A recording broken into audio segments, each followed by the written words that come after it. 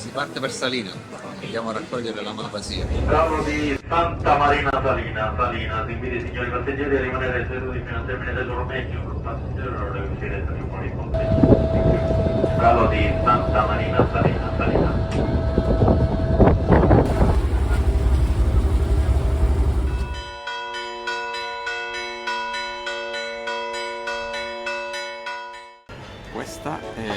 Questa è una granita di ricotta con polvere di capperi, canditi e salati, con una foglia di menta sopra.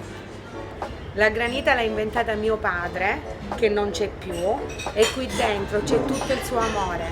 Questa è una cosa fantastica, un contrasto perfetto fra dolce e salato che ricorda Salina in tutto e per tutto. L'aroma del frutto, quello che tu senti mangiando un acino di malvasia, lo devi cercare e ritrovare dentro il bicchiere. Territori difficili, questi sono territori difficilissimi per fare tutta l'agricoltura, non solo la vigna e l'olivo, però resistono e questa è una cosa buona perché le tradizioni si possono continuare. Il nome poi che abbiamo dato alla malvasia è per noi molto particolare perché è il nome di una parola dialettale, di dialetto siciliano, la chiamiamo Maia stissa, che in siciliano vuol dire mai la stessa, che è un po' l'idea che abbiamo noi di fare questa malvasia. Una malvasia che non è mai la stessa, come l'uva ogni anno non è mai la stessa.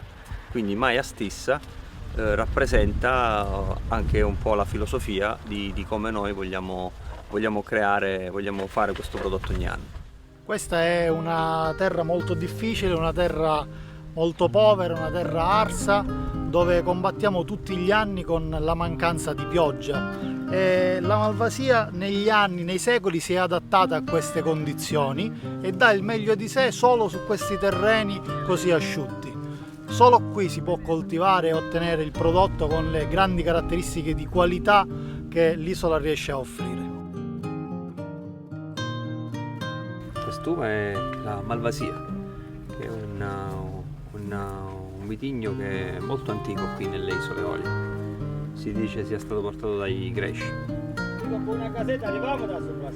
E qui ha trovato la sua, diciamo, espressione più vera perché riesce a maturare e a avere questi grappoli da questo color oro, da cui si ricava questo vino dolce, questo passito, e ora anche altri vini, si possono fare anche vini fermi, però la tradizione vuole che sia un vino passito, dolce, quindi con contenuto zuccherino, uno sweet wine, come si direbbe in inglese.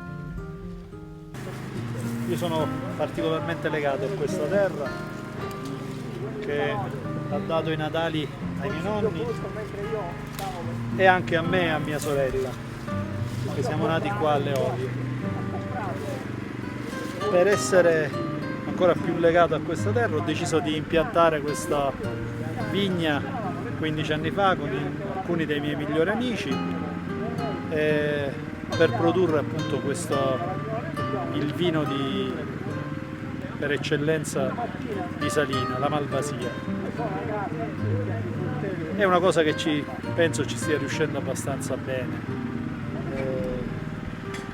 e ne sono particolarmente fiero. Mi fa piacere anche farlo proprio con le nostre mani, perché lo facciamo dall'inizio alla fine, ci lavoriamo noi. Mi auguro che chi mi veda abbia anche l'opportunità di assaggiarlo e di poter apprezzare la prelibatezza di questo nettare.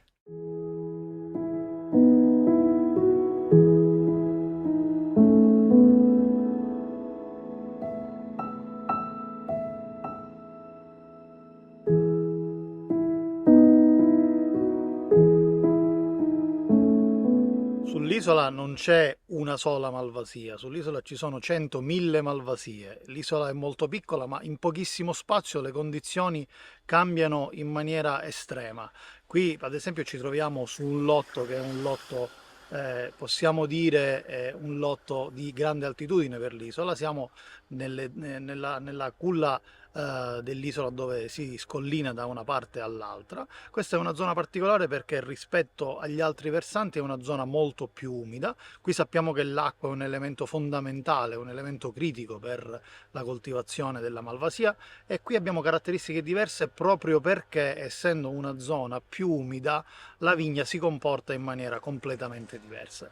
Se a questo aggiungiamo che anche il terreno cambia notevolmente da un versante all'altro, ecco la spiegazione per cui in pochissimo territorio possiamo avere malvasie dalle caratteristiche molto diverse l'una dall'altra.